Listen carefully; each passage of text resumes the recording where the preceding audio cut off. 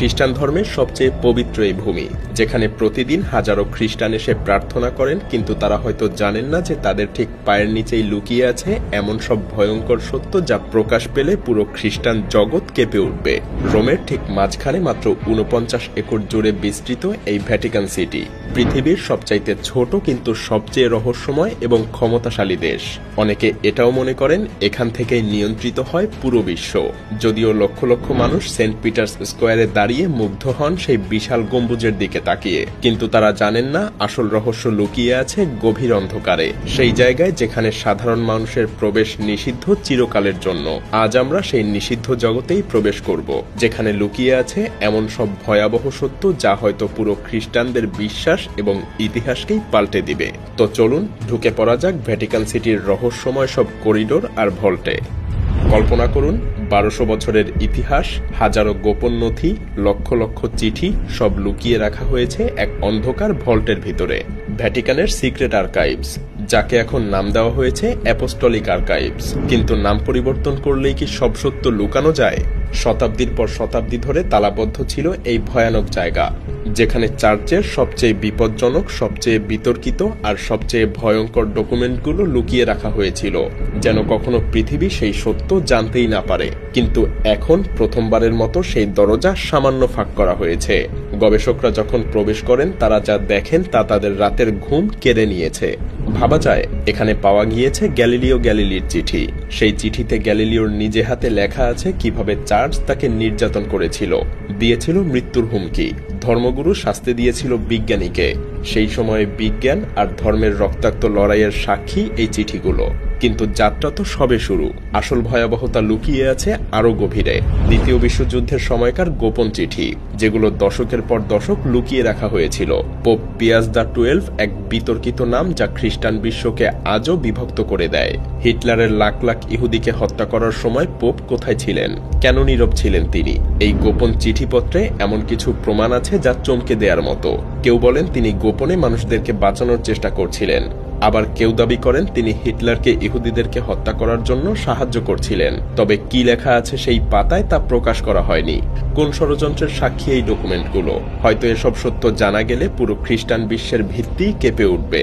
এবার আমরা ফিরে যাব আরো পেছনে, 1530 সালে ফ্লোরেন্সের রাজনৈতিক অস্থিরতা, হত্যা, ষড়যন্ত্রের এক অন্ধকার সময়ে। সেই সময়ে রেনেসার সবচাইতে বড় শিল্পী মাইকেলেঞ্জেলো লুকিয়েছিলেন একটা গোপন কক্ষে। কেন? কার থেকে পালাচ্ছিলেন তিনি? মেডিচি পরিবার যারা ফ্লোরেন্স শাসন করত, তারা কি তাকে হত্যা করতে চাইছিল?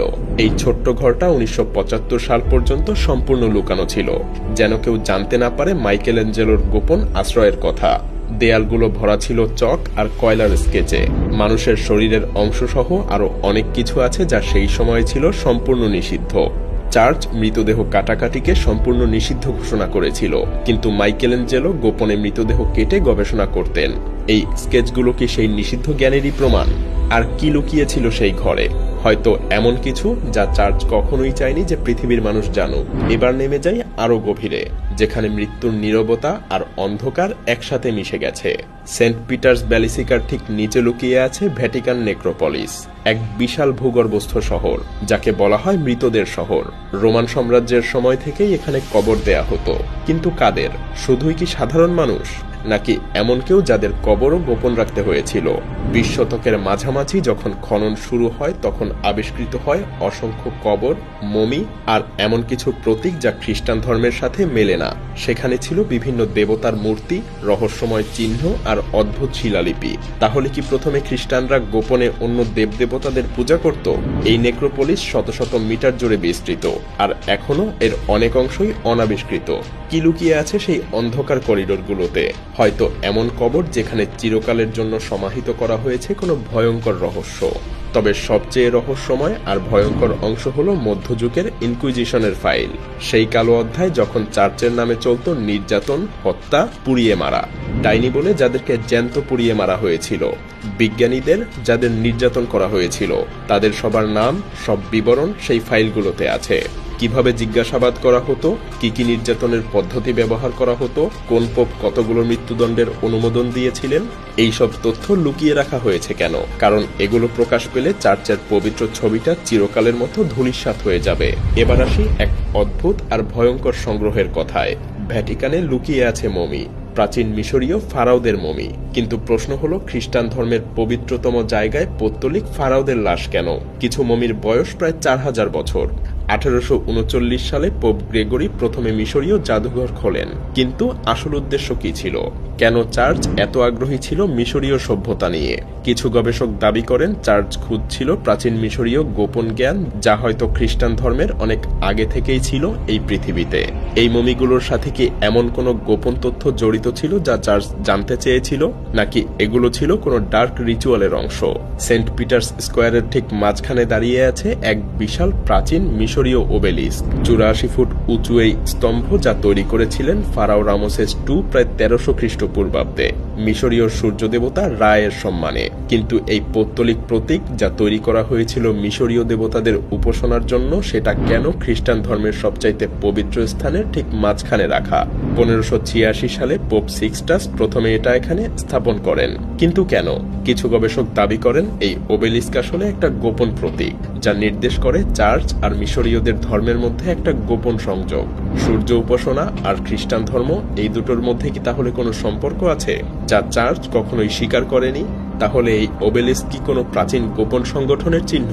এবার আসি খ্রিস্টান জগতের সবচাইতে রহস্যময় আর বিতর্কিত বস্তুটার কথায়, তুরিনের কাফন।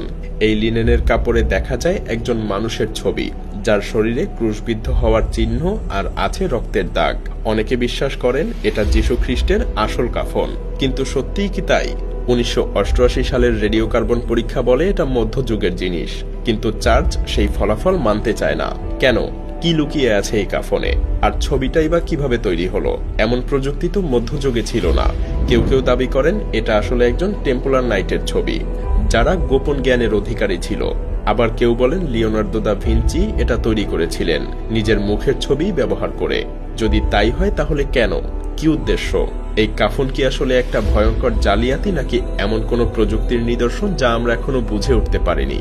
এবার আসি সবচেয়ে কিংবদন্তি আর রহস্যময় বস্তুটার কথায়, হলি গ্রেইল।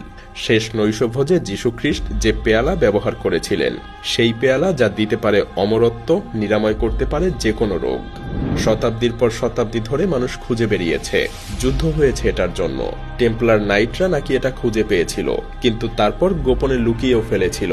স্পেনের ভ্যালেন্সিয়া ক্যাথেড্রালে রাখা একটা প্রাচীন পেয়ালাকে অনেকে দাবি করেন এটা আসল হলি গ্রেইল। কিন্তু সত্যিই কি এটা, নাকি আসল হলি গ্রেইল লুকিয়ে আছে ভ্যাটিকানের গোপন ভল্টে?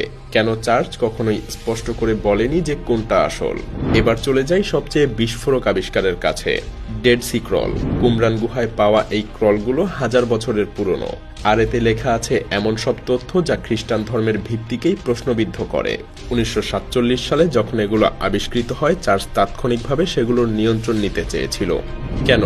কারণ এই পুঁথিগুলোতে এমন কিছু লেখা আছে যা বাইবেলের সাথে মেলে না। কিছু ক্রল এখনো প্রকাশ করা হয়নি। হ্যাঁ, এভাবেই 1000 বছরের পুরনো নথি, নিষিদ্ধ জ্ঞান, গোপন সমাধি, রহস্যময় কাফন, কিংবদন্তি পেয়ালা আর প্রাচীন পুঁথি, সব মিলিয়ে এক ভয়ঙ্কর ধাঁধা এই ভ্যাটিকানের সিটি। ভ্যাটিকানের অন্ধকার করিডোর আর তালাবদ্ধ ভল্টে হয়তো এখনো অপেক্ষা করছে আরো ভয়াবহ রহস্য, যা হয়তো একদিন উন্মোচিত হবে। আর সেদিন পুরো পৃথিবী জানবে খ্রিস্টান ইতিহাসের আসল রহস্য।